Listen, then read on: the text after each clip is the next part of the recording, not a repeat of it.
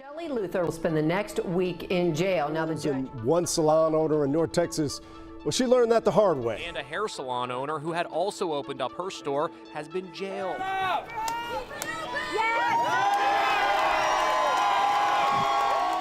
Luther tore up the citation to the cheer of the crowd.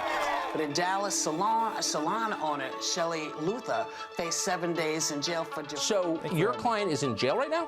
But yesterday, a woman by the name, and I want you to remember this name, a woman by the name of Shelley Luther in Texas. We don't support the random jailing of, for example, the woman who's now a household name, Shelley Luther. I thought it was terrible. I thought he was a terrible judge. The prisoner would like to speak a word. You need to apologize. What were you thinking? He said you need to apologize to the politicians. I was like, what? So, sir, if you think the law is more important than kids getting fed, then please go ahead with your decision, but I am not going to shut the salons. They're putting this woman in jail because she's trying to feed her kids. The whole thing is screwed up. Well, I'm proud to stand with Shelley Luther, and I'll tell you what happened to her was wrong. I'm not anyone special. I just know that I have rights. You have rights to feed your children and make income. And anyone that wants to take away those rights is wrong. We only had people in Washington, D.C. who had half the guts of this patriot play Shelley Luther.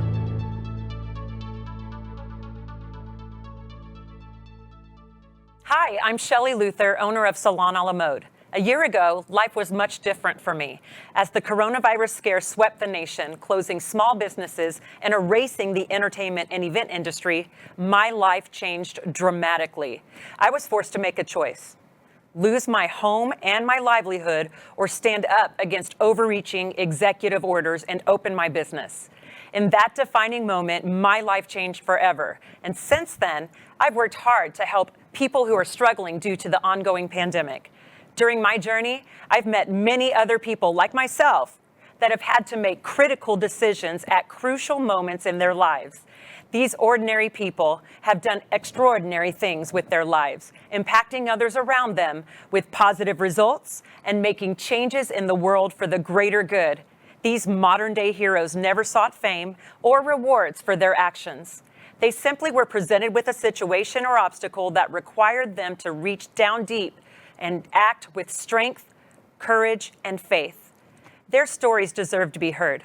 And that's why I'm so excited to bring these ordinary, everyday people and their extraordinary defining moments to you on my show, Courage to Stand. Please welcome my very special guest, Mr. Stephen Williford.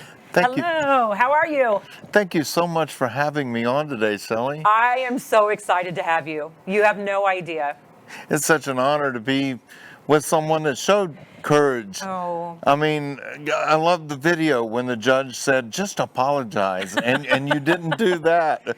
To stand for what you believe, that's important. You know what?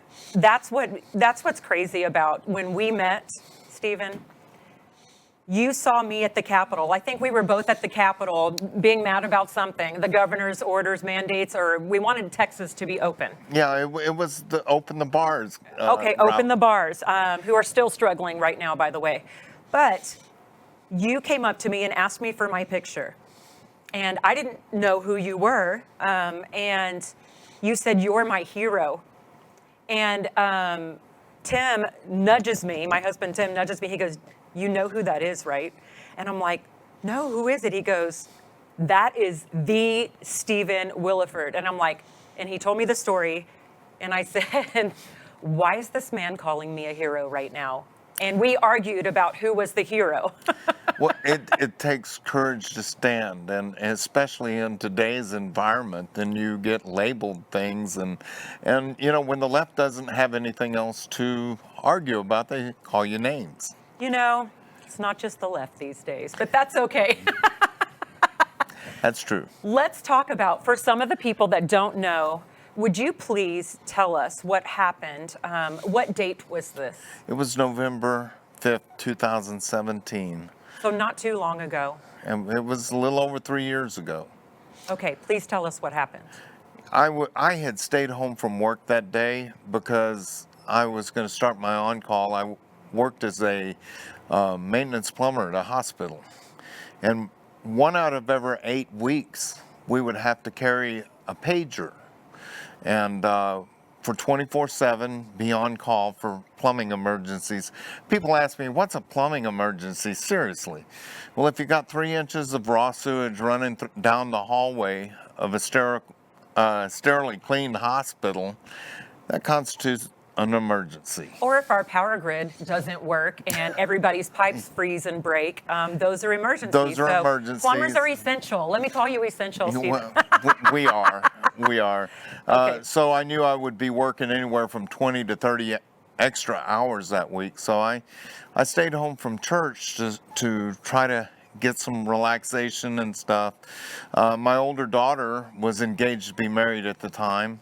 And so she had moved back in with us, so she didn't have to sign on to another apartment rent. And then when she got married, she could move right in with her husband. And if you're going to stay at my house rent-free, you're going to do chores. Yes. That morning, she was washing the dishes in the kitchen, and I was in my bed, playing on my phone, checking my messages and stuff. And she came into my bedroom and said, "Dad, doesn't that sound like gunfire?" Wait, doesn't that sound like gunfire? So you live in Sutherland Springs. Yes. Did you hear the shots yourself or not until she had come and told you? Well, it was kind of, that part of my house was built later, and we have double pane windows, better insulation and stuff. We closed in that part for my master bedroom, and it wasn't quite as loud in my bedroom. And your mind always goes to trying to make something normal out of something that's very abnormal. Anything but gunshots. Well, a car backfiring, anything. I mean, They because you call- just don't expect. Yeah, they call it denial. And your mind wants to make something normal. And I said, "That sounds like someone tapping at my window." And I went over and I opened the curtain back. And I didn't see anything. She said, "Come into the kitchen." And when I walked out of my bedroom, right away I recognized it as gunfire. I said, "It's gunfire." I ran to my safe. My daughter ran outside the house, got in her car to drive up and see what was going on. What? Oh, I got so angry at her. Oh my gosh. Well, She drove up the street and saw the guy shooting through the doors of the church and entering in. And she turned around and came back inside the house. I pulled out a rifle, an AR-15 out of my gun safe, grabbed a magazine and a handful of ammunition. I just grabbed in the box and started running for the door and sticking rounds in the magazine. I called my wife, "Where you at?" She said, "I'm at Rachel's house," which is my other daughter. At the time, they were also living with us, her and her husband, and she was pregnant with my first grandbaby. And they were building a house down the road, and my wife is such an amazing person. Whatever she chooses to do, she learns how to do it. She was taping and floating the walls of my younger daughter's house. And just down the street? About 5 miles away. Okay. And so I called her up and I said, "Where are you at?" She said, "I'm at Rachel's house taping and floating the walls." And she could hear the panic in my voice, and she said, "What's going on?" I said, "Someone's shooting up the church." Oh my God. And she said, "Don't go over there," and I hung up on her. Wow. Imagine how she felt then. I can't imagine. And she knew that you were going over there. Even she knew you were going there. She knew I was going over there. So you went over there in what you were wearing? I did. I didn't have shoes on. No shoes, and you're lounging around clothes. Well, I was in jeans and a t-shirt, but I didn't have shoes on. And people said, "Why didn't you have shoes on?" I was hanging out in my bed. Yeah. And just playing on my phone, relaxing, in what we call in the defensive world condition white. Condition white, low threat level or whatever, and just about as calm of a condition you can be. And then I shifted from white to red immediately. Quickly. And so you run over to the church. I started What do you across see? the street or actually started out the door, and my daughter came in and said, "Dad, there's a guy in black tactical gear shooting up the church." I said, "Did you call 911? And she said, "I did. They're aware of it."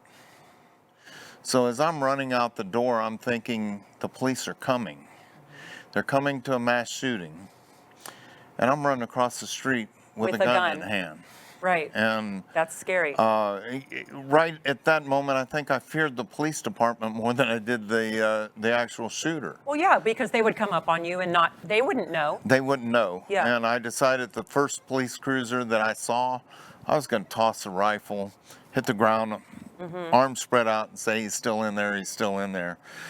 But, you know, Chris Bird wrote a book, and its subtitle for the book is When Seconds Count, Police Are Only Minutes Away.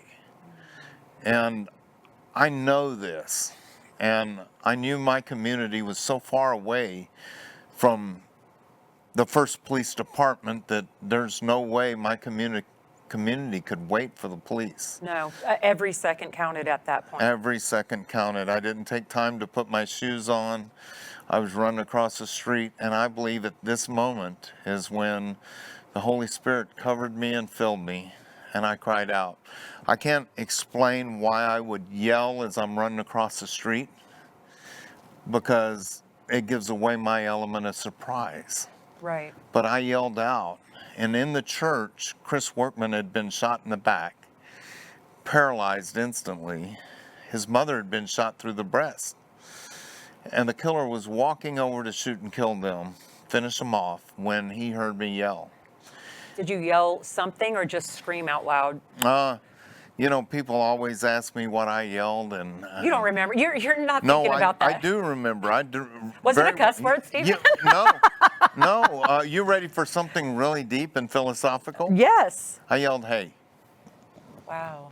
And just trying to get his attention. Just trying to get his attention, and I truly believe that was the Holy Spirit crying out, calling out a demon. I can't explain his reaction to it either, because they heard me in the church yell. He dropped his rifle in the church. He was ready to finish off Chris and his mother. The moment I yelled, "Hey," he dropped his rifle and he came out with a pistol. And as he came out of the church, he started shooting at me. He hit the truck in front of me, shattered the windshield of the car behind me. So you are receiving bullets coming right at you. He saw you. He's wearing protective gear. You're wearing your jeans and a t-shirt. Yes, he was wearing Class 3 body armor, a ballistic style bulletproof helmet, and coming at me and throwing rounds at me, and you know, they always say, "But you didn't have your shoes on." I said, "You're lucky I had my pants on." I mean, it was an emergency. So did you return fire, or what happened? I hit him 6 out of 6 rounds. I ran behind a pickup for cover, and I hit him in the left chest, stopped by the body armor. I hit him in the abdomen, stopped by the body armor. At that moment, he stopped shooting at me and started scrambling for his vehicle. And when his vehicle was sitting in the middle of the street in front of the church with the driver's side door open and the engine running, he had planned his getaway. And when he turned to get into his vehicle, he turned to his side to get around his door. I put one high in his side and I put one in his legs. He was able to get in the vehicle, slammed the door, and then he took his pistol and put 2 through the side window. Toward you? Toward me. I put one where I perceived his head to be. I couldn't see it from the reflection from the glass in the window. But I put one where I perceived his head to be. The coroner's report said he had a split across his forehead. I was close. He accelerated, turned the corner, and ran as fast as he could down the street away from me. By the time I got in the middle of the street, he was about 150 yards away. I put one through the back windshield. It shattered the back windshield. Police say that one went through the driver's side seat and hit him just right of the left shoulder blade. Wow. And then he topped the hill out of sight, and I'm looking around thinking, it can't end this way. So he ran, or he's in a vehicle? In his vehicle. Okay, so he got away in his vehicle. And he went over the top of the hill, and I'm thinking it can't end this way. He still got, I knew at least what was in his pistol. And you had no idea how badly he was injured, or how many people he could go? No, I had no clue. Okay. And I do know, though, that he was headed in the direction of another church. Stop. And I don't know what's happening, and at very least, he's going to have a shootout with the police. My So goodness. I'm standing in the middle of the street and looking around, and I looked off to my left, and there was a pickup truck sitting at the stop sign. I ran over, didn't even know the guy, never met him before in my life, and I tapped on his window and said, that guy just shot up the Baptist church, and we got to stop him. And imagine being that guy. Oh, yeah, a barefoot guy with an AR-15 run over. You just saw a shootout. Mm-hmm. Just saw a shootout right in front of you, and he was on the phone to 911. Any sane man would have just drove off and left me sitting there. Right. This is Texas we're talking about. We're not known for our sanity. Well, here, let's talk about this when we get back, because I want people to realize what happened, how it eventually ended, and now what you're doing in your life to make a difference for other people. So we'll be back in just a few minutes. Thank you very much. The following are sponsors for today's show. If you'd like to become a sponsor, please visit us at couragetostand.com. Amy Autry offers customized health insurance options. She's licensed and appointed with multiple health insurance and health share companies, so she can review all your health insurance needs, advise, enroll, and support you ongoing with your policy. Amy has over 6 years of experience as a health insurance broker to save you time and money in shopping and enrolling in a customized health plan that fits your needs and budget. Her services are free, so give her a call at 817-809-4409. That's Amy Autry at 817-809-4409. Looking to buy or sell real estate in North Texas? The Neal team with Better Homes and Gardens Winans specialize in residential and farm and ranch properties. Call our friends Donnie and Darla at 903-744-5475 or email neal@winansbhg.com. Just one call, and as Donnie says, the pretty blonde and the ugly cowboy can put the power of two to work for you. Your journey starts here. Again, Donnie and Darla Neal at 903-744-5475. Hi, welcome back. I am here with Mr. Stephen Williford telling his very courageous story about the shooting in Sutherland Springs in 2017. And we have just gotten to the point where the guy has just gone off over a hill. You can't see him anymore. And you stopped this gentleman who was on the phone and said, this guy just shot up the church and we have to stop him. And this guy says, okay. The next thing I heard were the locks on Johnny's truck come up. I climbed into the cab with a long, tall Texan, good-looking guy.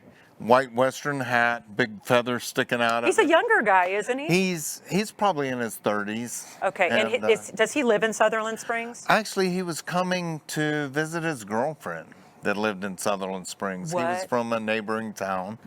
Nothing is coincidental, I say. But for him to be there, readily available, you jump in his truck. And we went flying down the road over 95 miles per hour, passing vehicles. And the first thing I did is I dropped my magazine out because I didn't know how many I'd loaded. I didn't know how many I fired at that point. No. I didn't know what I had left. So I dropped the magazine. I see one round in the top of the magazine. I've got one in the chamber. I've got 2 rounds left. And he's still got on Class 3 body armor. And so I told Johnny, tell them, hurry, hurry. Because he's still on the phone with 911. He's still on the phone. He still hadn't said a word to me. You know, he's talking on 911, and I said, tell them, hurry, hurry. I got 2 rounds left, and he's still got on Class 3 body armor. Mm-hmm. And he's able to drive. And he's able to drive. And so we're blasting down the road, chasing him. And Johnny's giving him a report every time we'd pass a crossroad where we were. And at first, we didn't even see him. And we got like 5 or 6 miles down the road and then caught sight of him. I said, that's it. Gray SUV, the back windshield's shot out. Mm-hmm. We're catching him. And I'm thinking to myself, this is going to be serious. You know? Yeah, like now you have a moment, you're sitting there where you actually can visualize what could possibly happen. It's pretty scary. I'm thinking there's going to be another gunfight at the end. And Still no police in sight. Still no police. I never wanted to see red and blue lights in the background more than that moment. Absolutely. You need backup. I have the highest respect for men and women in blue. Me too. They were charging down, coming to risk their own lives. And they were coming as fast as they could. And I have the highest respect for that, and I wanted to see them bad. But I mean, sometimes the police officers just can't get there in time. They were 5 to 7 minutes behind me. That's a long time when you're about to be in a gun shooting, you know, like that's a long time. Well, when we finally got up, I looked over at Johnny and I said, again, I didn't know his name. I said, you know, if you catch him, you're going to have to put him off the road. And Johnny's first words he said to me was, yep, I already figured that. He's probably thinking in his head, you know, I always wanted to try a pit maneuver. Oh my God. I don't know what he was thinking in his head, but. I don't know either. But as we came closer, he started slowing down. And I'm thinking, this is. Not Johnny, you're talking about the suspect. The other guy. Uh-huh. He started slowing down and he pulled off into the ditch beside the road with a road sign in front of his vehicle. I'm thinking, this is it. He's got no way out. He just pulled over with a road sign in front of him. And Johnny pulled up to the back of the vehicle, still on the road, and stopped kind of at the back. And I rolled down the window and I put the rifle out the passenger window and I reached down and opened up the door. I was going to step out and use the door as a shield and re-engage him. You've had no police training. Well, I used to shoot on a shooting team. I was a competitive shooter. I actually built that rifle that I had that day. I built it myself to be light and easy maneuverable so I could shoot bowling pins and swing targets in competition, shoot and move. Because if you're not shooting, if you're not moving and shooting, and you're getting shot. You're the target. So you open the door, you're hiding behind the door as a shield. Yeah. Before I got my foot on the ground, he accelerated, he took that road sign out. It flipped all the way over the back of his vehicle. He went right back up on the road. And I barely got my foot back in the door before Johnny accelerated and started chasing him. And he went another 3/4 of a mile up the road. And this time he swerved off to the left-hand side of the road, through a fence and out about 50 yards into a field. And Johnny pulled up on the road and stopped. And I told Johnny, I said, just get down below the dash, out of range of bullets and stuff. Yeah. I got out and I put the rifle over the hood of another truck again. And Johnny did whatever millennial would do. He got out with his phone videotaping. We'll have to call Johnny and get the video one day, but. Well, no, the police they confiscated his phone and took the video. It's gone. Okay. It's gone. But it took 5 to 7 minutes before the police got there. And you just kind of were watching him, which is a smart thing to do. He's not going anywhere at this point. Well, I couldn't see what was going on, and I was just sitting there, and I'm thinking, where are the police? And finally I hear off to the left, I hear an officer say, driver, get out of the vehicle with your hands up. And I looked up the road, and off to my left, about 50 yards up the road, was a police cruiser. Officer standing with a pistol in his right hand and microphone in his left, and he said it again, driver, get out of the vehicle with your hands up. And I'm thinking, okay, this moment, I've got comply. Well, I don't want who is he any talking mistake. to? Like you or the other guy? Yeah. And I don't want any mistakes. Yeah, so you do so that. I laid my rifle on the top of the hood of the truck, and I started back to the back of the truck with my hands up. And I'm going to tell the audience here, if you're ever in that kind of a situation, that police officer wants to go home. He wants to go home to his family. He may not know who you are. So I'm compliant and everything. And he looks at me and makes eye contact with me. And he keys the mic and said, not you. He showed me. You didn't know, though. I didn't know that he knew You who I did exactly was. what you needed to do. So I ran over there, picked the rifle back up, and held it back down at the vehicle again for another probably 3 or 4 more minutes before. Which seems like 30. Oh, absolutely. Time stands still. And more 4 or 5 other officers pulled up, and this time they were getting out of their vehicles. They had their own rifles, and I'm like, oh, I'm done now. Right, and so I pulled the rifle off, put it on the toolbox behind the cab of Johnny's truck, and now I'm trying to stand there with my feet in the shade because it was 90 degrees that day. And you had no shoes on. And I had no shoes on. Finally, when I ran back to the police line, I started to, and they said, no, let us bring up a cruiser. So they brought up a police car so I could kind of squat down by it and run back to the police line. They got me back there, and the first thing I said is, can I call my wife? And the officer said, sure, call your wife. I said, can I use your phone? He said, you don't have a phone? I said, I got no shoes on.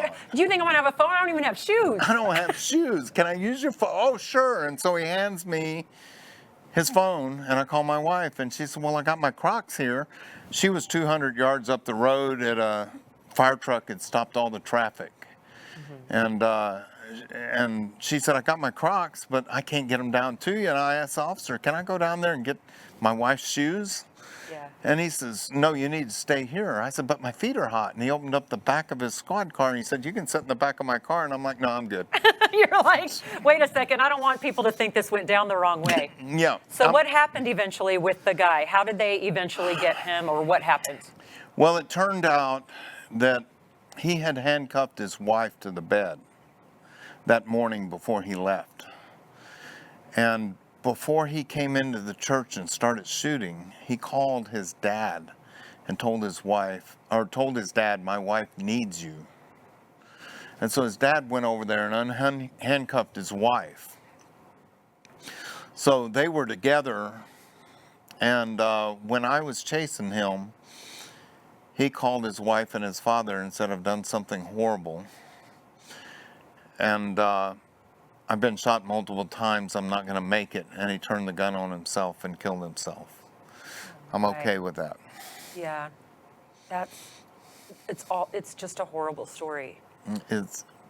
And we lost 26 people in the church, and 23 more were wounded. Chris Workman's mother, emergency room nurse, I just said she got shot through the breast. Chris was paralyzed from the waist down. As soon as the shooter left, Julie Workman got up and started screaming because she saw people that she loved that had been murdered. Gunny Macias, a Marine Corps gunnery sergeant, nobody seems to know what Gunny's real name is, they just call him Gunny, was shot 5 times in the abdomen. He couldn't even stand, and he yelled out, Julie, you were made for this moment. None of this took God by surprise. You need to be about your duty. And she started tying tourniquets and saving lives with her son laying there paralyzed from the waist down. She was saving lives in the church. And Gunny was barking out orders and stuff, helping people wake up out of what they were in. And then a little 7-year-old girl came up and said, Gunny, I'm scared. And Gunny started singing Jesus Loves Me with her. And you can't say that God wasn't there. How do they have the strength to pull together to help all those other people? Absolutely. Absolutely. And Zach Poston was 17 years old, is a senior in high school. He had already signed up to be a Marine himself. He got shot 7 times, and then he took his foot and shoved another little girl under the pew so the shooter wouldn't see her. And he got shot 7 times, and his grandmother crawled on top of him and died on top of him, saving his life. It's horrible. Like, what if you weren't there? Just you screaming, hey, and getting him to come out. What if you weren't there? I don't know. I know that they didn't have another 5 minutes with him. The police said he had multiple loaded guns and magazines in his vehicle still. He wasn't done. You know, there's a lot of people wouldn't be able to cope with a situation like this and turn it into something good, but you've managed to do that. And like many people, as humble as you are, you saved so many lives that day, so many. And when people call you a hero, I'm not a hero, I was just working through God, we get that. But tell us today what you've been able to do to help people. You've done a lot of charity events. I've attended, my husband and I have attended some charity events where I know the gentleman you were speaking of that was paralyzed, he was living in a mobile home that wasn't wheelchair friendly. You held an event for him to do that. What other things have you done? Well, I'm working right now on, we've got an event for a Marine charity. We're going to take a rifle, and it's going to be custom engraved on the rifle, Barefoot Defender. Oh, that's awesome. I love Barefoot Defender. That's great. Well, it kind of denotes the urgency of it all. That's what people remember about what I did, is that I didn't take time to put my shoes on. And as the Jews left Israel, I'm sorry, as they left Egypt, excuse me, when they left Egypt, they didn't let their bread rise because it was so urgent that they left, and now they have the Feast of Unleavened Bread. And it kind of denotes the urgency of getting out. And in that same spirit, I guess, the Barefoot Defender lets people know when God calls you, the urgency of you getting into action. So I've used the Barefoot Defender, and we are getting a rifle with the Barefoot Defender engraved in the side. The Marines want me to take it out and shoot it. And you're going to auction it off? No, they're not going to auction it. They're going to raffle it. Oh, perfect. So that is so neat. They're going to send out raffle tickets, and this charity helps the widows of Marines. And that's so amazing. And I know you've been a huge advocate for the NRA and Second Amendment rights. You've spoken all over the nation about how important it is for people to have the right to bear arms. Absolutely. And just saying, we absolutely love our men and women in blue, our police officers. But if you weren't there, so many more people would have died. So many more. You know that, right? Yeah. You're a hero. Well, you're a hero. And I want to tell you, like, from when I saw you in Austin and you called me a hero, I'm nothing compared to what you did. And we're so thankful. I'm a survivor. What's the difference between me and the people in the church? He shot at me. I lost people I cared deeply about. The difference between me and them is I took the trash out. Yeah. And that's the only difference. They're so lucky. So tell people you have a new YouTube channel, or what are you doing to promote yourself? How can people follow you? If people want to ask you questions, how do they get a hold of you? I have an email address, Stephen Williford. With a PH. With a PH. And we'll list that as well. And what else? StephenWilliford@gmail.com. I have a website, StephenWilliford.com. Real simple. Perfect. Keep it simple for us. Yeah, and I have a new YouTube channel that I'm really excited about. What's that? What are you doing there? It's the Barefoot Defender. Perfect. And what it is there to do is inform people about politics, bills that are coming up. House Bill 112 here in Texas. It's called the Firearms Protection Bill in Texas. It was sponsored by Steve Toth.